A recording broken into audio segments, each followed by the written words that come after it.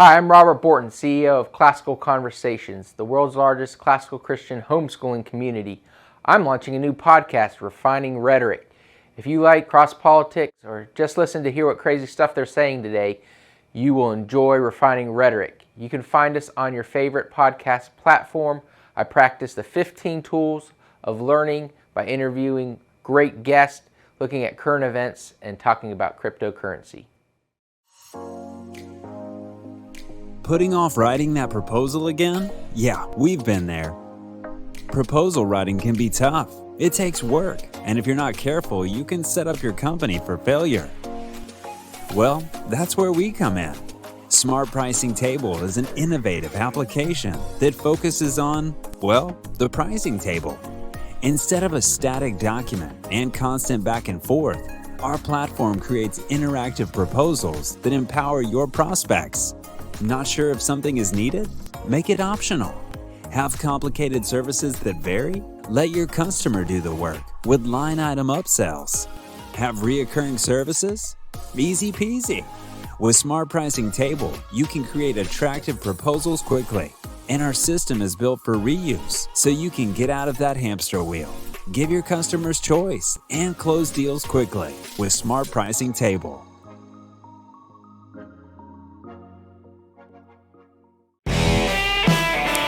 Yes, it's Friday. Yes, it is. It's Friday, right, Haley? It's Friday, right? Hey, did we ever call those guys about the spending? About the what? Haley, did you call those guys about the spending to see if that was real? The NIS, or not the NIS, the National Science Foundation. To see if they actually... The NSF. Yeah, if we should have. Thanos snap. That would have been good. Yeah. Hey, y'all, welcome to CrossPolitic on the Fight Laugh Feast Network. Pastor Toby Chuck Knox. I'm the water boy. It is good to be with you this Friday. We also have our boy, a bad man, coming up. Steve Deace? Yeah. Well, I was just going to say it's a bad man. Yeah, he is a bad man. Yeah.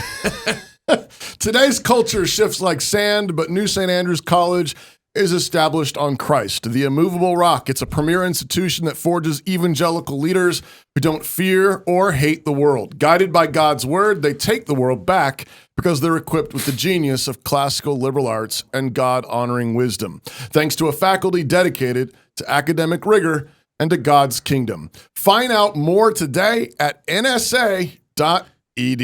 And I can't say it live and on the air, but NSA is doing some cool things that we can't talk about. Oh. I mean, okay. Well, I mean, maybe after, that's really helpful. Maybe this summer I'll be able to talk about it. But man, it's just another reason why you guys send their kids to NSA, because they're bad college. You know what I'm saying? Well, you know what I'm saying? Was that good? You know what Steve Deace is saying right now? What? Hit my theme music. I'm a bad man. With the mic in my hands, I'm a bad man. Even in the fight with my hands, I'm a bad man. Living in the streets all my life, I'm a bad man. Steve Deace is on Blaze TV, radio, and podcast. He's also the author of several books and a prolific writer. Lives in Iowa with his wife, Amy, and their 3 children, Anastasia, Zoe, and Noah. Steve, thanks for coming back on CrossPolitic. You bet, guys. Happy New Year to all of you. Yeah, I think he's the only one that's got theme. Like our only guest that's got. We got other guests that got theme music. There's like 2 other people. I like his theme song. I think you guys like it a lot better than he does. Yeah, well, he's a humble man too. So Steve, we've been watching these new McCarthy hearings this week. And I'm wondering if you could bring us up to speed exactly. I think we just finished the 13th vote. 14th round. 14th now. Yeah. Anyways, what's going on? We've been waiting all week, actually, to talk about it. We have not talked on the show about it because we wanted to. So we've been saving up. What's going on with this new Congress? So there's thing. It's like a mechanism that you can utilize to put your faith, ethics, beliefs, grievances into action in order to get the desired response from the government system that you think is warranted. If you are a non-communist in America, you may be unfamiliar with this system, or if you're a non-communist under the age of 85, you might be unfamiliar with this system. Wow. Maybe you've heard this term before. It's called politics. Okay. Politics. What you have been told for the last, pretty much since 3 minutes after Ronald Reagan left his last day in office in January of 1989, is what you've been told politics is to be herded into a sheep pen for one political party, to do all of their bidding, to genuflect to them instead of God, to give them more mercy and grace for misdeeds than you give your own children, to spit polish that idol really hard and bow down and worship to it and get absolutely nothing in return, like the booty call you are. All right. That's what you've been told politics is. And that's what it's been, except for, about 6 months after the contract with America, with Trump, every other word was a flip of the coin. Would it be a petty personal beef, or would he actually listen to his base? Right. But at least that flip of a coin was more than you got from just about anybody else. And for about 6 months of the Tea Party movement before the grifters moved in. All right. But that's what politics has been on the right. And that's why right now, if you look around the country, we're in a friggin' free fall. All right. What you're seeing now is actual politics. It's messy. It's confrontational. It is leverage, not access or relational based. It's leverage based. It's how we fight civil wars out in America. But that's not what we've done on the right. What we've done on the right is, that's how I've worked out my career path. That's how I've satiated my ambition. That's how I got my job on Fox News. I became a Fox News contributor. That's how I got on the conservative Republican speaking circuit. You guys ever wondered why there's no LPAC? You ever wondered why there's no, we're the true heart of the Democratic Party? Don't do any of that kind of stuff. Why? Because they're an actual political party. They are a vehicle for the values of their base. And the debates they have, which are personal and nasty, are ultimately, though, about who's going to get credit for and do the best job of advancing the values of their base. In the Republican Party, you are not a base. You are a booty call. You are to show up and vote every 2, 4, or 6 years, depending on the office. You are to have no say. You are to want no say. And you are to just be so thankful that they're not destroying the country at the exact pace as the Democratic Party. And luckily, there have been about 20 members of that party that have just decided, screw that noise, enough of that. And they've got varying ideological persuasions, them from varying camps. Of course, one of the ringleaders is one of my best buddies, Congressman Chip Roy from Texas.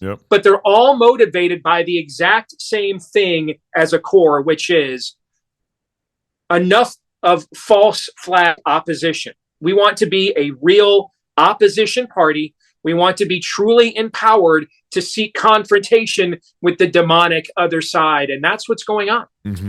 Steve, there's been sort of about, I think, 20 or so holdouts. Chip Roy being one of the ringleaders, Matt Gaetz, others. Boebert, I think recently it sounded like a chunk of them have reached some kind of agreement with McCarthy. There's still a few holdouts. Are you aware of what are the particular things that you believe are on the table? What are they bargaining with? I don't know all the specifics. Talked briefly with Chip earlier today. I will tell you about 7 a.m. He told me, I'm not there and signing off on anything. About 5 hours later, more concessions were made, and he voted accordingly. Right. And so without knowing those specifics, and I will get them from him eventually. I mean, he's a little bit busy at the moment, obviously, but knowing Chip as well as I do, then he would have not stopped for anything short of what he actually asked for. Period. What was that? It's just a matter of, it'll be just a matter of whether what he asked for is enough. Now I'll tell you with me. All right. I'm even angrier than him. I'd go all the way to the end just to claim a scalp if it was me. But, I understand when you make, if they're going to ask you what you want and you tell them and they meet it, and then you still don't follow through, eventually that may, of course, reflect back on you. And that's where you let your yes be your yes and your no be your no. And that's the kind of guy that Chip is. What did Chip ask for? I just would have told him, I just would have told him, I don't want a deal. I just want your scout. I want your head as a trophy on my wall in my office. So this is kind of a 2-point question. What specifically was Chip asking for? And then why would you go all the way to the scalp? I think Chip actually put out a tweet about 48 hours ago with some of the specifics of what he was asking for. And essentially, it's to summarize it, it is a pre-Boehner era level of legislating. All right. No more just voice votes. No more the speaker determines everything that comes to the floor. We're going to have horrible committee chairs. We're not going to follow through on anything that actually has any teeth. And that's, by the way, something that, as an aside, we should all recognize. What these 20 individuals have shown is that all along, the people we've elected could have grinded this thing to talcum powder, dust halt. If they were willing to stand up to their fellow caucus people. But since it's more about being one of the cool kids at the table, and it's more high school than it is constitutional republic, they just don't do that very often. But as a general rule, what Chip wants is the opportunity to actually represent its district, to actually represent the people of the United States of America, to actually fulfill his oath of office, and not just stand up there and be a malcontent who gives 2-minute speeches at 11 o'clock at night on C-SPAN because everybody's gone home. I mean, they're up there whining and complaining. This is the longest we've ever worked, the most hours we've ever worked. Okay. I mean, Chip's asking that we actually legislate. We actually represent the interests of the American people. In essence, that's what he's asking for. As for me and why I go all the way, my experience, unlike Chip, I didn't have a dad I admire. Unlike Chip, I didn't grow up in a good home. My experience has taught me that such bullies only ultimately respond to one thing: a body count. Period. Wow. And so, what does that look like? I'm trying to figure out through all this. Like, he's saying it looks like at the beginning of Happy Days when the first time Fonzie invited someone to go into the men's room with him. Now, of course, nowadays, that is an entirely different connotation with the whacked out culture that we have. Okay, it used to be over there at Arnold's. If you went into the men's room with Fonz, you were coming a little bloody, bruised, disfigured. Yeah. And you had to make that example, like Johnny Dangerously, one time, right? Make that example once, and then the rest of the episodes, right? He asked somebody, "Hey, you want to step into the men's room?" "No, I'm good. We good. It's all good. We cool. We cool. Tap it out. We cool. All right, I got you. Yeah, message has been sent." Right. A message needs to be sent. This is a game of leverage. They must fear us. Now, you could certainly argue that they have stoked a lot of fear in these people already. And McCarthy, if he gets to 218, will be an incredibly weakened speaker. That's what I was going to ask. Weakened. Yeah. And that's good news for us. But in the end, this is how we do civil war in America. Yeah. And as the great prophet General Patton once said, you don't win a war by dying for your cause. You make the other son of a gun die for his. So, Steve, if this is the case, if this is how we do civil war, the last time that we've seen something like this was actually right before the Civil War, 1859, right? This is the last time we've had this type of, is 55? Are those 50? Yeah, somewhere in there. Yes. So this is the last time we've had this kind of setup within our house. It makes me think, like, are we leading then? Because what followed wasn't good. You go to Civil War after that, right? So if this is... Are we that divided? Are we that divided so that really we're seeing a replay of that?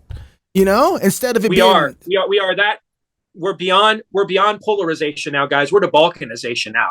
All right, we are in Amerislavia. We are multiple cultures flying that have nothing in common and don't even start from the same premise on things. Different religions, different identities, different dictionaries, different lexicons, different everything. And we're living on the same landmass and flying the same flag. That can't last a long time. And now when you throw in that one of those groups happens to be one of the larger ones, owns about 400 million guns, and they're basically denied agency and political representation at every turn. They're told, we might get around to counting your votes while we're counting the rest of these for a week or three. And then if you do win, you get the guys you just elected will just disenfranchise you anyway. So it doesn't matter. That's a recipe for nihilism. And my fear has been, and I've said this on my own show, so I'll say it on yours. My fear is that the devil is in the shadows, like Eddie Haskell, demonically. He is pushing both sides of this divide to a no-win scenario, to a brink. On the left, he is saying to them, by all means, let the freak flag fly. Don't worry about political considerations. Don't worry about blowback. Do whatever you want. no consequences whatsoever, no inhibitions whatsoever, and make sure you go after their kids because they love that. Okay. And then on the right, he's telling the people that own all the guns, you don't matter. It doesn't matter. They can take your kids. Tomorrow your kid comes home with different pronouns and you won't go with it. We'll take it away. Maybe we'll castrate your kid or cut their breasts off and double mastectomies and how you like them apples. And we're being stoked here and inflamed because the devil hates the people on the left that are spouting his agenda every bit as much he hates the ones on the right that are pretending to oppose it, because he hates any image bearer, hates us all. And so he is just stoking these flames of these and to nihilistically pit these groups into a no-win scenario where they're like a knee with no cartilage and it's bone on bone. And what happens when you get bone on bone is you get friction, you get sparks. And I think we're being pushed there. And that is my fear. And that is why the short of revival, and that comes from above. I'm a revival or bust guy. I've been saying that on my show for years. Short of revival, in the natural, what can we do if we don't establish that the people with our belief system have actual representation that will fight for their values, that will actually be their proxies, not the other sides? That would go a long way, because it's one thing it's one thing when your favorite team, to use a sports analogy, it's one thing when your favorite team loses the championship game, and as heartbreaking as that is. Now imagine, though, you scored touchdowns, but the refs decided afterwards they didn't count, or counted them for fewer points than the other team. All the media that covered the game told you what you watched with your own eyes wasn't what you saw, and gaslit you the whole time and lied to you about it. The other team got to pick the media that covered the game, got to pick who sat in the stands, got to pick who the referees were and what the rule. Suddenly you start feeling like, I'm getting robbed here. I'm getting screwed here. Something's not fair here, right? Now imagine we're playing for existential stakes, like whether your children will be castrated or taken from you or not. What's a border? What's a criminal? Whether your kid will OD off of fentanyl or not. Whether we'll deny you saving medication during a pandemic or try to poison you with a jab or not. And you have no say. The idea that people are just going to peaceably put up with that just for time immemorial, indefinitely, that's not human nature. All of us here, to some degree, talking to one another, understand the concept of total depravity. The idea that you're just going to screw people right to their faces and lie and gaslight them, and they're just going to just say, "Thank you, sir, I have another. That's just great." They're going to do that indefinitely. No, they're not. Right. Especially when they don't own 400 million guns. That ain't the lesson of history. Right. And so I'm trying to avoid that. And to me, the best way to avoid that is let's make politics confrontational and messy again. Let's put both sides in. And then if you lose, you kind of feel like, you know what? Hey, all right, see you next time. I lost fair and square. Right now, we don't have that, man. And that's like the last thread of e pluribus unum we got left. Yeah. And what people don't understand is our American system, the pressure valve is the debate. It's made to happen. It's made to happen. Yes. Right. And if you don't have that debate, well, then what becomes the pressure valve? Because it's bloodlust regardless. You're going to have bloodlust from somebody. That's right. So you obviously it's looking like McCarthy's going to win, right? That's going to happen. The way it's going that way. They got 15 votes. He's probably going to get the other 5. Something's going to happen. But I want to know, what has properly been defanged from him, right? Like, when you say he's going to be weaker now, what does that weakness look like that these 20 did? What did they actually accomplish? Well, we can get into more. At the time we scheduled this, we had no idea where this thing was going to be, how this was going to be voted on. So in the next few days, and I'll have specific conversations with Chip, we'll get an idea of specifically what he got back. But I can tell you for a fact he made very specific demands. Sure. In general, it comes down to this. The hardest thing is to punch the bully in the mouth once. When I was in junior high, there was a bully named Bud in our school who got held back a couple of grades. He was like 5 times bigger than the rest of us in the 7th grade. And he used to walk the halls of Jackson Park Junior High there in Grand Rapids, Michigan, and he'd walk right up to you and slam his shoulder into you right as you were walking by him. And it really hurt, man. He'd slam you in your locker room and everything else. And all of us were scared to death of him. One day, a kid named Jason in our school, not coincidentally happened to be the first kid that actually got peach fuzz on his face, decided he'd had enough of this and just laid old Bud out right there on the school floor. And the rest were stunned. And you know what happened when they watched Bud sitting there holding his fat lip? A bunch of other kids are like, yeah, and this was for me. They jumped on too, started kicking him and everything else. Because like, hey, he bleeds. It's like Rocky once prophetically said, he bleeds like I bleed. That's what he is. Exactly. Just a man. Yeah. Just a man. Yeah. And I think it's important psychologically, because if you can do this once, see, we hold them accountable, the resistors too. Right. The next time they fake repeal Obamacare, the next time they do a fake omnibus and everything else. That's right. Hey, we go back to those resistors and say, hey, where did the term sabotage come from?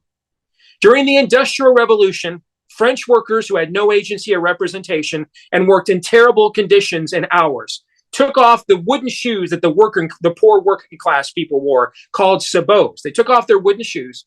And since they had no agency, nothing else, they just took off their shoes and they plunged them into the machines to gum up the works. And that's where the term sabotage comes from. Huh. And so we go back to the resistors later on, and we say to them, hey, remember that time you guys went to the wall to stop this before? We need you to do that again. So that's why a lot of times the people we elect don't want to do stuff like this, is they don't want to be held accountable. So Steve, I understand.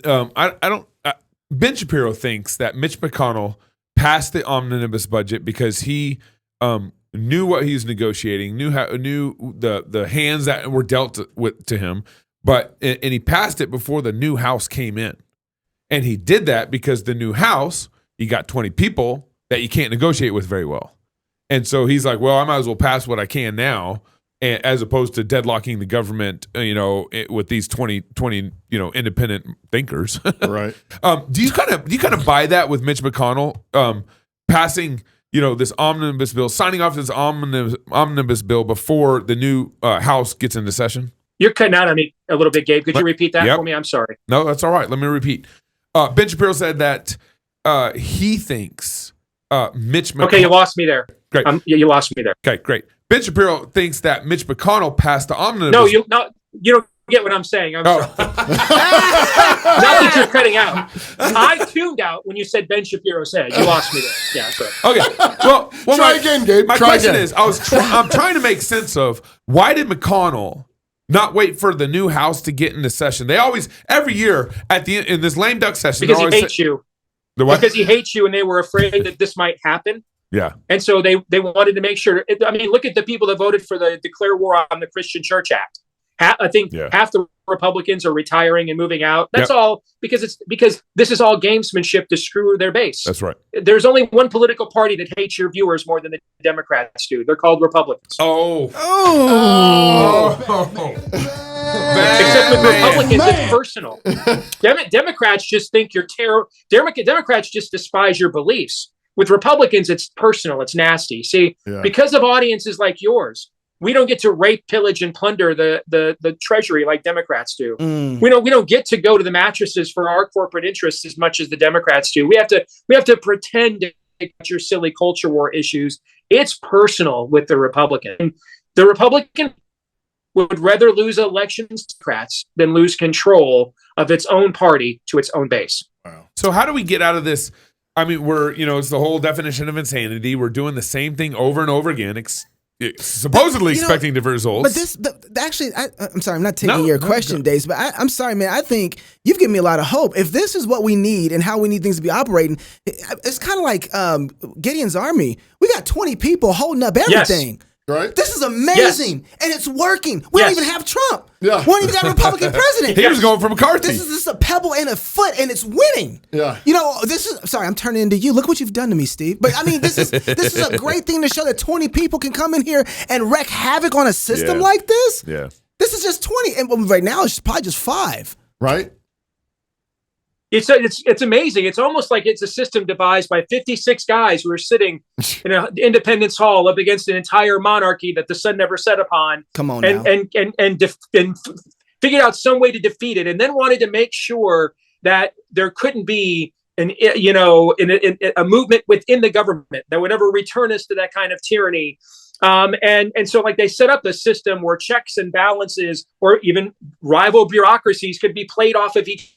So there wouldn't be like singular generational, radical, ideological, philosophical swings, so that we wouldn't be down to like every one Supreme Court justice decides if we're going to, have existential, legislation or not, or one election, every single election, your God-given and inalienable rights are up for negotiation. Yeah. It's a pretty clever system they devised when we actually use it. Yeah. But the thing to remember is this: we are not a nation of laws, and we never have been.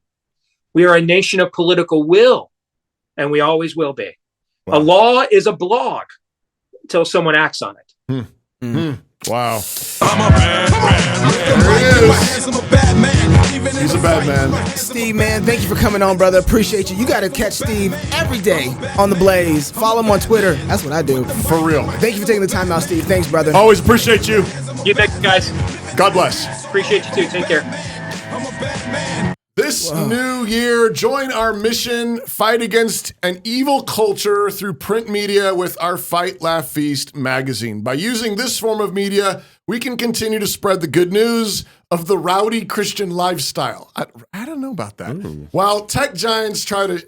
I don't know about who wrote this. I don't know. While tech giants try to shut down our avenues to deliver the truth to you, we want to deliver theologically driven cultural commentary from faithful and heavy hitting. See, that's the rowdy authors. Christian lifestyle. I guess, yeah. Right to your door. Psalms to sing, recipes for feasting, humor to encourage, belly laughs, all to the glory of God. Sign up your church, your grumpy uncle, the new pope.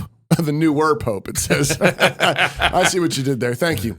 Elon Musk and our kids. Send a couple to Twitter. You can sign up your kid. Each one get a magazine. Even if they're not baptized. It's not even a question on the sign-up form. Yeah. Platinum Club members, you get a magazine subscription for free. So if you're not a club member yet, also sign up today. 4 issues for $60 per year. Unless you're a Platinum Club member and you just get it for free. Go to fightlaughfeast.com and get your subscription now. You ready for the wrap up? I am, yes. Yes. That's what that Friday music wrap means. up. That's what it is. So, on Monday, we didn't have a show because Gabe was still in his New Year coma. Yeah. Actually, so nice. if you watched our Christmas Wives show, he might have been putting down one of his farm animals. We don't know. There's always animals dying on the ranch farm. But we did have a business meeting on Monday. It's 1984 on my farm. I guess. Oh. Or The animal farm. house, yeah, It's the animal farm. My bad. That's what I was trying to say. But Anyways, we made some plans on Monday, though, Yeah. without you, that you'll be hearing about very That's soon. right. On Tuesday, we did a CrossPolitic year in review. All the most significant stories the CrossPolitic covered in 2022. We talked about cancel culture and the Will Smith smack. We talked about the Rubenization of the Republican Party and how gay Republicans can't win anything. And the red wave that wasn't. We talked about Christian nationalism, Kirk Cameron and the Pastor Story Hours, the Uvalde shooting, the Twitter files, and the collapse of the COVID narrative. And our number one on the list was the reversal of Roe. Amen. Yeah. Praise See ya. God. On Wednesday, we had Tim Tyso in the studio. Yeah. Pastor. That's Tim right. Tyso, right? That's right. A Canadian Baptist who drinks beer. So we like him. Who's going to be baptizing his kids? Yeah, Knox did his best megachurch pastor impression, and we talked about now. the 3 R's. Hey. Repentance, recovery, and remembrance. Actually, it was... he was almost there, man. I didn't even know he had it in He him. ended a little weak, but like the first 2 were pretty good. Actually, man. it was a great conversation about how not to let the world set the agenda. But by faith in God, we should be setting the agenda for the world by repenting of our sins, taking responsibility, thinking covenantally, remembering God's promises and his faithfulness to Amen. us. On Thursday, we talked about the Idaho Supreme Court upholding the abortion bans Amazing. in Idaho, praise God, and Rand Paul's Festivus report. Yep. All the insane amount of spending our Congress has done this year, including $100,000 on whether the Avengers Infinity War really happened. Go Thanos. Is that right? Is that We're what gonna- that was we're gonna what make it's a call. about? We're gonna find out. Thanos couldn't snap I or don't something. know. I don't know. The charge today is to refuse to be manipulated by the news, by corrupt politicians, That's right. by the culture, by Twitter, That's by right. Facebook, by your coworkers, by anyone. A central blessing of the gospel is direct access to the Father through Jesus Christ. We have been given access to the control room of the universe. We don't run the control room, but we've been welcomed in. Whatever shenanigans are going on at the United Nations or Parliament or Congress or backroom deals are being made by the wicked and the corrupt, God is in heaven and he rules over it all. And you have been brought near to him by the blood of the Lamb. We are the servants of the King. And this means that he sets the agenda for our lives, for our families, for our businesses. We need not panic. We must not be reactionaries. We must be obedient servants. If a great king sends a servant on a mission, that mission, whatever it is great, simply by virtue of the greatness of the king. Amen. And so it is that all of us have great assignments from the king. Our assignments are spouses, kids, schools, churches, businesses, neighbors, and more. And those assignments are therefore royal assignments because they come from the king of the universe. Amen. Do not be distracted from your assignments. Set your face like flint. You are a servant of the king. And so keep busy in this new year for the king. And with that, if you're single, get married. And if you're married, have you some kids. And if you have kids, go baptize them. Until Monday, love God with all your heart, soul, mind, and strength. Love your neighbor as yourself. Go fight, laugh, and feast. This is CrossPolitic. Home. It's where you build your legacy, where traditions are started, seeds are planted, meals are shared, and stories are told. We are Chris and Natalie Carpenter, owners of Story Real Estate, and our team of top agents helps people find homes in Moscow, Idaho, and around the country. Have you thought about a move? Contact us to get connected with a top agent who shares your values and puts your family first. Or reach out to us about our Moscow relocation guide. Wherever you're looking to go, we can help you find home. Call us at Story Real Estate or visit us at storyrealestate.com and start building your legacy. Mom always told me to be a good boy, but the world said I could be anything I wanted to be, which is great, because I want to be a problem. No, I won't dive into sex, drugs, or gender confusion. To the world, that would make me a good little boy. I will learn formal logic and adhere firmly to the concept of objective truth. I will commit myself absolutely to the authority of the Word of God and make friends with Augustine, Luther, Calvin, Chesterton, Lewis, and the U.S. Constitution. I hope to grow up and love only one woman, a woman at least as clear-thinking and rebellious in this world as I will be, who knows where true beauty lies and who will never let me stop striving to be the biggest problem I can be. I will give my life for hers and aim to have a family large enough to require specialty automobiles. We will worship in a church, unashamed of the gospel, and live in a community of families doing the same. I will work myself to the bone, providing for my family, and I will make sure my kids all fall in love with Narnia and Middle-earth, that they will all know how to think, that evolution will make them giggle, and rainbows will make them think of Noah and his archaearchy. Like I said, I will be a problem, immune to all that is hip and trendy and now. Singing songs that are centuries old, savoring good wine and great whiskey, dancing and laughing and feasting while the enemies of God scowl and glower in shelter in place. Hey little boy, the world says, what do you want to be when you grow up? I want to be a metastasizing cancer of conservative Christian culture, devouring Marx's impotent progressive dream and building a resurrected Western world. I want to be a stomper of stupid sandcastles, an exposer of poisonous lies. I want my life to be a monument to the triune creator God who made us all. The kind of monument you and yours will never be able to tear down. Oh, and a farmer. Thanks for asking. New St. Andrews College. Liberal arts for outlaws. There you go.